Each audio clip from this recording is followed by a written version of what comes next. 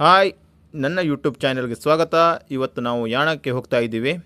ಇದು ಎಲ್ಲಿದೆ ಅಂದರೆ ಕರ್ನಾಟಕದ ಉತ್ತರ ಕನ್ನಡ ಜಿಲ್ಲೆಯಲ್ಲಿ ಹಾದು ಹೋಗುವ ಪಶ್ಚಿಮ ಘಟ್ಟಗಳ ಶ್ರೇಣಿಯಲ್ಲಿ ಇರುವ ರಮಣೀಯ ತಾಣವಾಗಿದೆ.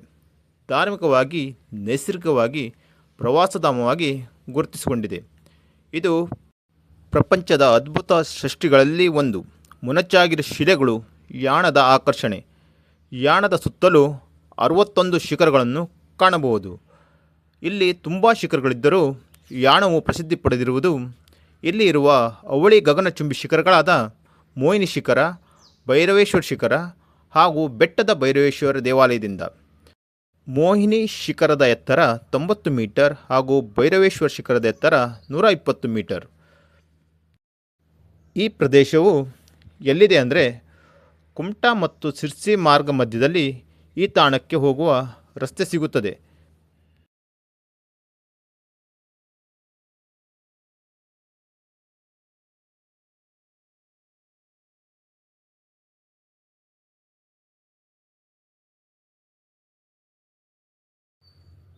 ನೋಡಿ, ಈಗ ನಾವು ಕುಮಟಾದಿಂದ ಸಿರ್ಸಿ ಮಾರ್ಗದ ಕಡೆಗೆ ಹೋಗ್ತಾ ಇದ್ದೀವಿ.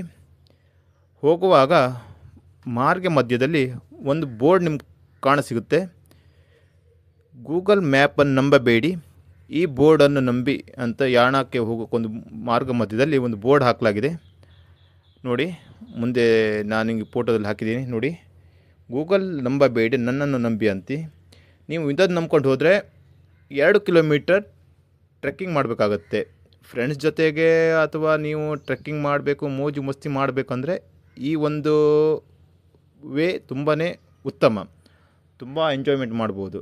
ನಿಮ್ಮ ಹತ್ರ ನಡಿಲಿಕ್ಕಾಗಲ್ಲ, ತುಂಬ ಸುಸ್ತಾಗುತ್ತೆ ಅಂದರೆ ತುಂಬ ಕಷ್ಟ ಬೇಗ ಫಾಸ್ಟಾಗಿ ದರ್ಶನ ಮಾಡಿ ಬರ್ಬೋದು ಅನ್ನೋರು ಗೂಗಲ್ ಮ್ಯಾಪ್ ನೋಡ್ಕೊಂಡು ಹೋದರೆ ಒಂದು 20 ಕಿಲೋಮೀಟ್ರ್ ಎಕ್ಸ್ಟ್ರಾ ಬೀಳುತ್ತೆ. ಅಷ್ಟೇ ಡಿಫ್ರೆನ್ಸ್, ಮತ್ತೇನೂ ಇಲ್ಲ. ಈ ಒಂದು ತಾಣವು ಸುಂದರವಾದ ಪ್ರಕೃತಿ ಸೌಂದರ್ಯವನ್ನು ತನ್ನ ಒಡಲಲ್ಲಿ ಇಟ್ಟುಕೊಂಡು ಸುತ್ತಲೂ ಅರಣ್ಯ ಪ್ರದೇಶಗಳಿಂದ ಕೂಡಿರುವಂಥ ಒಂದು ಪ್ರದೇಶವಾಗಿದೆ. ಪ್ರಕೃತಿ ಸೌಂದರ್ಯವನ್ನು ಸವಿಯಬಹುದು. ಫೈನಲಿ ನಾವು ಯಾಣದ ಗೇಟ್ ಹತ್ರ ಬಂದಿದ್ದೀವಿ. ಇಲ್ಲಿ 10 ರೂಪಾಯಿ ಅಂತೆ ಒಬ್ಬ ಪರ್ಸನ್ಗೆ ನೀವು ಪೇ ಮಾಡಬೇಕಾಗತ್ತೆ.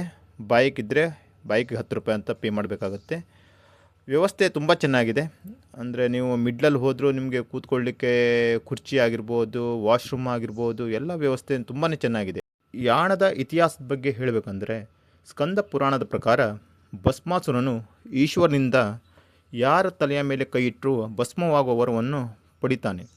ಅದನ್ನು ಪರೀಕ್ಷಿಸಲು ಈಶ್ವರನ ತಲೆಯ ಮೇಲೆಯೇ ಕೈ ಇಡಲು ಹೋದಾಗ ಶಿವನು ಆತನಿಂದ ತಪ್ಪಿಸಿಕೊಂಡು ವಿಷ್ಣುವಿನ ಮೊರೆ ಹೋದಾಗ ವಿಷ್ಣುವು ಮೋಹಿನಿ ರೂಪ ತಾಳಿ ಭಸ್ಮಾಸುರನನ್ನು ಕುಣಿಸುವಂತೆ ಮಾಡಿ ಉಪಾಯದಿಂದ ಅವನ ತಲೆಯ ಮೇಲೆಯೇ ಕೈ ಇಡುವಂತೆ ಮಾಡುತ್ತಾನೆ.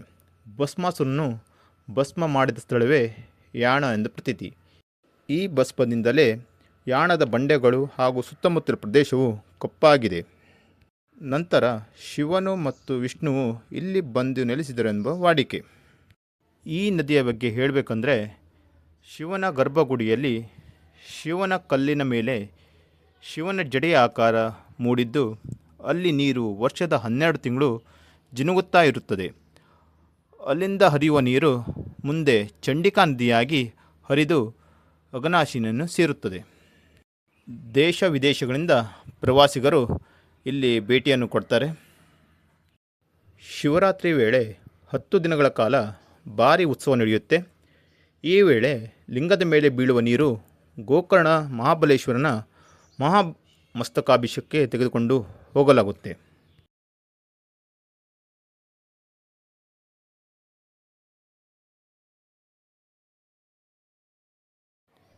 ಈಗ ನೀವು ನೋಡ್ತಿರೋದೇ ಮೋಹಿನಿ ಶಿಖರ. ಈಗ ಇಲ್ಲೊಂದು ಬೋರ್ಡ್ ಹಾಕಲಾಗಿದೆ, ಸಿರ್ಸಿ ಕುಮಟಾ ಅಂತ. ಕುಮಟಾ ಆದರೆ ನೀವು ನಮ್ಮ ಥರ 2 ಕಿಲೋಮೀಟ್ರ್ ನಡ್ಕೊಂಬರ್ಬೇಕಾಗತ್ತೆ.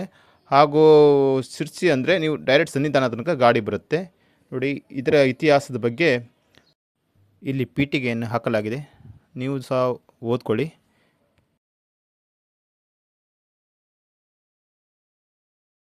ಈಗ ನಾವು ನೋಡುತ್ತಿರುವುದೇ ಭೈರವೇಶ್ವರ ಶಿಖರ. ಈಗ ನಾವು ದೇವಸ್ಥಾನದ ಗರ್ಭಗುಡಿಯ ಒಳಗೆ ಹೋಗ್ತಾ ಇದ್ದೀವಿ. ನೀವು ಕೂಡ ದೇವರ ದರ್ಶನವನ್ನು ಪಡಿಬೋದು. ಎಷ್ಟು ಸುಂದರವಾಗಿ ಈ ದೇವಸ್ಥಾನ ನಿರ್ಮಾಣವಾಗಿದೆ ಎಂದು ನೀವು ಕಾಣ್ಬೋದು.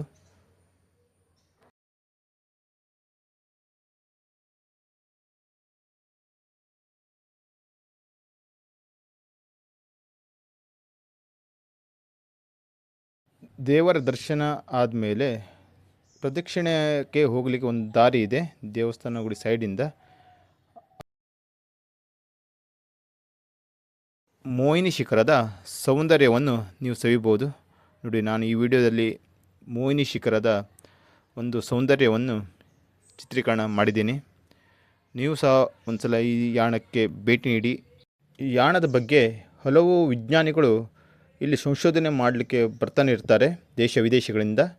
ಭೂವಿಜ್ಞಾನಿಗಳ ಪ್ರಕಾರ ಜ್ವಾಲಾಮುಖಿಯಿಂದ ಉಂಟಾದ ಸ್ಫೋಟದಿಂದ ಬಂದ ಲಾವಾರಸದಿಂದ ನಿರ್ಮಾಣವಾಗಿದೆ ಎಂದು ಹೇಳಲಾಗುತ್ತದೆ. ಯಾಣವು ಹಲವು ಕೌತುಕಗಳನ್ನು ತನ್ನ ಒಡಲಲ್ಲಿ ಬಚ್ಚಿಟ್ಟುಕೊಂಡಿದೆ ಹಾಗೂ ಯಾಣದ ಸೌಂದರ್ಯವನ್ನು ಕಣ್ತುಂಬಿಕೊಳ್ಳಬಹುದು. ಯಾಣ ಅಂದ್ಕೂಳೆ ಒಂದು ಗಾದೆ ಮಾತು ತಟ್ಟನೆ ನೆನಪಾಗುತ್ತೆ. ಅದು ಏನಂದರೆ, ರೊಕ್ಕ ಇದ್ದವನಿಗೆ ಗೋಕರ್ಣ, ಸೊಕ್ಕು ಇದ್ದವನಿಗೆ ಯಾಣ. ಯಾಕಂದರೆ ಮೊದಲು ಯಾಣಕ್ಕೆ ಬರಬೇಕಂದ್ರೆ ತುಂಬಾ ಕಷ್ಟಪಟ್ಟು ಬರಬೇಕಾಗಿತ್ತು. ಮೊದಲು ರಸ್ತೆಗಳಾಗಲಿ ಯಾವುದೇ ಸೌಕರ್ಯ ಇರಲಿಲ್ಲ. ಈಗ ಎಲ್ಲವೂ ಚೇಂಜ್ ಆಗಿದೆ. ಯಾಣಕ್ಕೆ ಆರಾಮಾಗಿ ಯಾರು ಬೇಕಾದ್ರೂ ಬರ್ಬೋದು. ತುಂಬ ಸುಂದರದಿಂದ ಕೂಡಿರುವಂಥ ಪ್ರದೇಶ. ಯಾರೆಲ್ಲ ನನ್ನ ವಿಡಿಯೋವನ್ನು ನೋಡ್ತಾ ಇದ್ದೀರೋ ಅವರೆಲ್ಲ ನನ್ನ ಚಾನಲ್ ಸಬ್ಸ್ಕ್ರೈಬ್ ಮಾಡಿ ಅಂತ ಹೇಳ್ತಾ ನನ್ನ ವಿಡಿಯೋನ ಇಲ್ಲಿಗೆ ಮುಗಿಸ್ತಾ ಇದ್ದೀನಿ.